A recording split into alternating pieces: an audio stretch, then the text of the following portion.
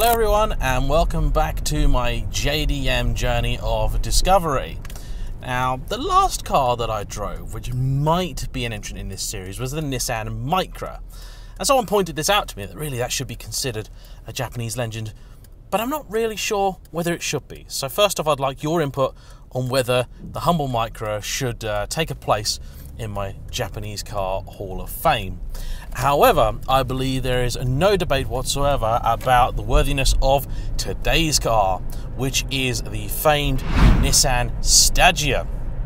Now, there are many versions of the Stagea, and this one is without a doubt the cheapest of the most desirable ones. You see, there's a couple of generations of the Stagea, and for those of you watching that aren't really familiar with what the Stagea even is, it's this.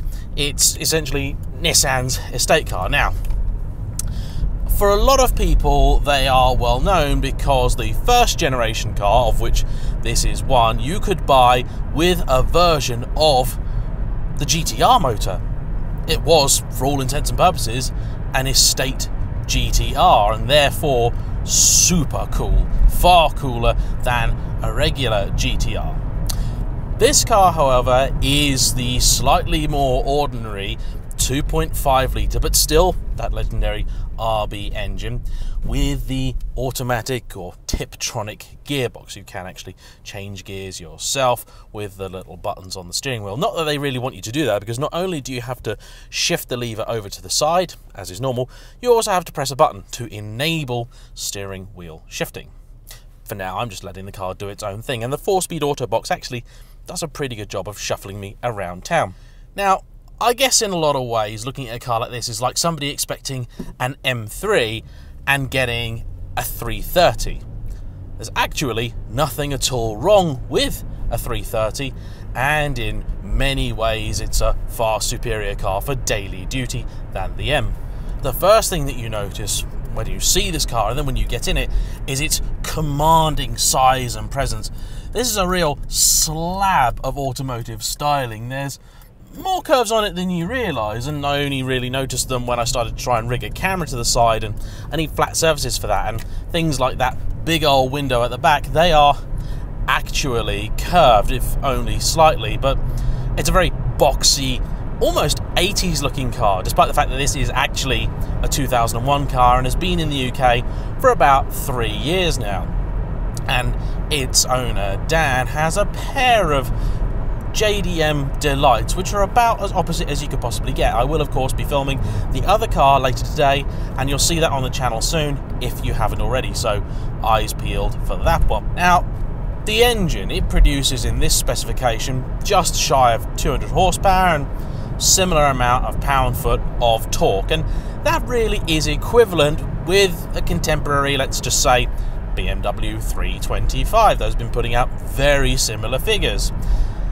Now, the 4-speed auto box is a little bit behind the times and is probably responsible for the car's less than stellar fuel economy, but it still turns in a reasonable almost 30 on the motorway, and definitely not 30 at all when driving around town. But if you're looking at big, wafty, old school petrol cars, fuel economy should not be the top of your concerns.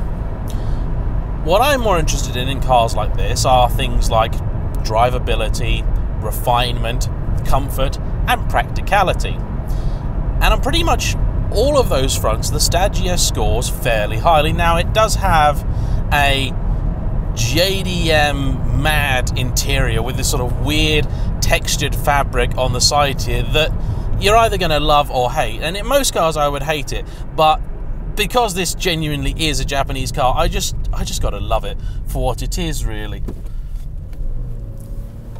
And it's actually pretty comfy. This car also, I'm very glad to have driven it, because unlike many other JDM cars, this is actually bone stock, with the small exception of the stereo, which pretty much has to be changed because the ones that come over from Japan often don't speak English or won't tune into our radio stations or do any of the stuff that we want them to do.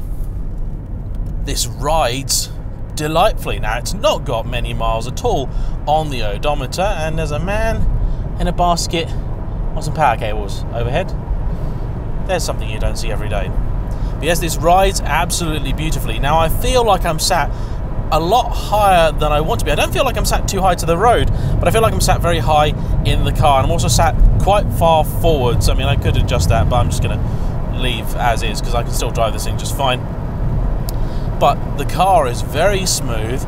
The only real noise I'm getting in here at the minute is a bit of wind noise coming in through the driver's side window. However, that's something that can be easily fixed and is something that does happen when you get these nice frameless doors. The styling of the car, if you look at it, is quite funny because it really does look like somebody took a saloon car and has then converted it into being an estate. And the main thing about estate cars, of course, is that if they don't have a big boot, well, there's just absolutely no point, and this one scores highly.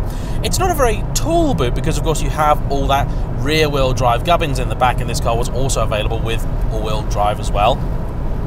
But the seats in the back will fold completely flat, and so you've effectively got a bed in the back. And to me, an estate car is only worthwhile if you could sleep in it, and this passes that test with flying colours. The car is also extremely clean and is a credit to its owner. Oh, and it does ride over those lumps and bumps quite beautifully. In fact, I'd say this is more of a Japanese Jaguar than a Japanese BMW. This is a really gorgeous little thing. It's geared quite long, as you'd expect for a car with only 4 gears. Now, what it doesn't do is make any real sort of noise at all.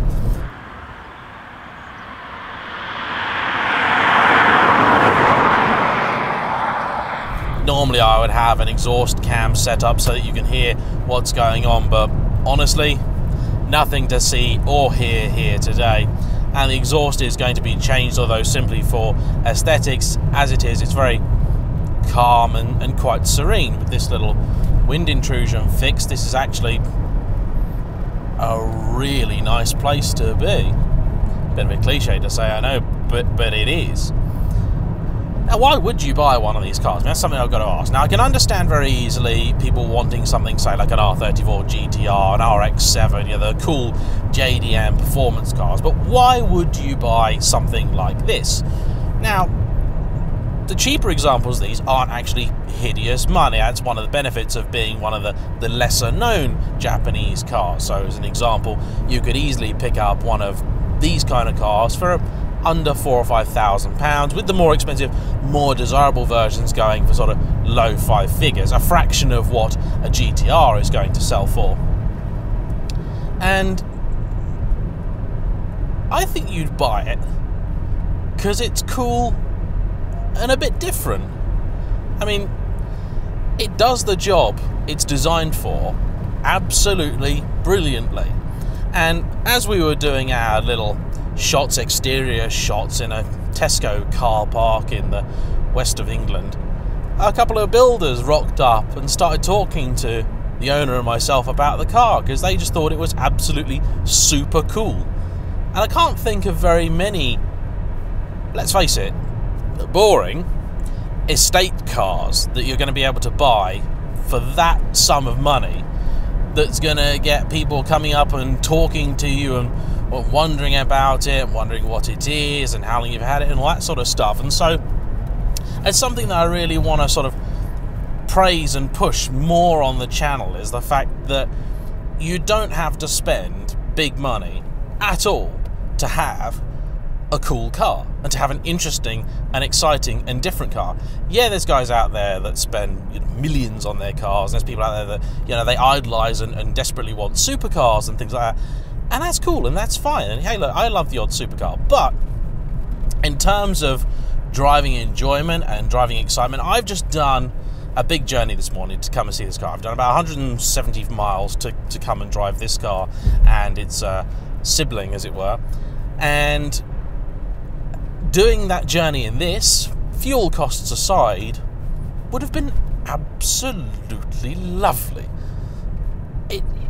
I sometimes wonder and I worry that we're losing the ability to make nice, comfortable cars. This is actually a really joyous thing, and this is also a hideously bad road for me to have chosen for us to go down. Bugger this. Let's go backwards. Ah, now one thing I should mention. The car's beeping at me, which I would generally take to mean it's got parking sensors. No. No parking sensors here. It just beeps to tell you that you're in reverse. And I 100% would have crashed it into something had the owner not told me that. But we are trying to find a half decent road around here today, and it doesn't always go well on these reviews. These things can and will happen, and reversing somebody's enormous estate car into a busy main road is of course a delightful test. I don't know why they don't do it on Top Gear more often. Very good real world test this. I mean, that's quite amazing as well. I just put my foot down and it goes. So many modern cars, let's just take my favourite car in the entire world, CLA 45.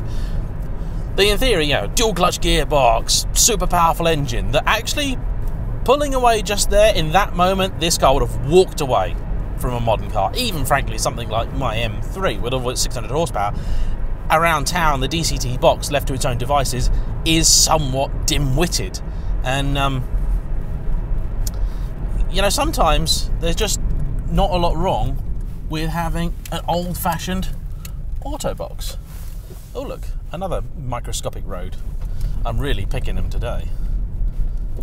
Turn around down here somewhere. But there you have it.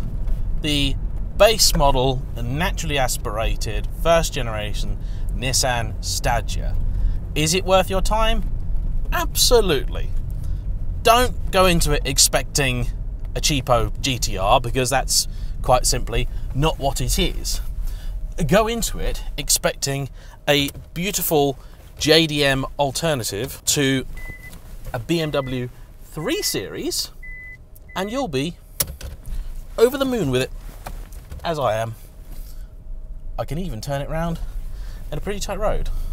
So there we go. That's all I have to say on the Stagea. I do have hopes, dreams and plans to get one of the fruitier versions on the channel. If you have one of those and you'd like to help me out with that, please do drop me a line. But as ever, thank you all for watching. Thank you, ladies, for pulling over to the side of this tiny, tiny little road. Thanks to Dan for letting me drive his lovely car. Please do hit the subscribe button. I'm trying to really get that subs count up, and I want to hit the 30k as soon as possible. And don't forget to like, leave a comment below. We'll see you on the next one. Bye bye.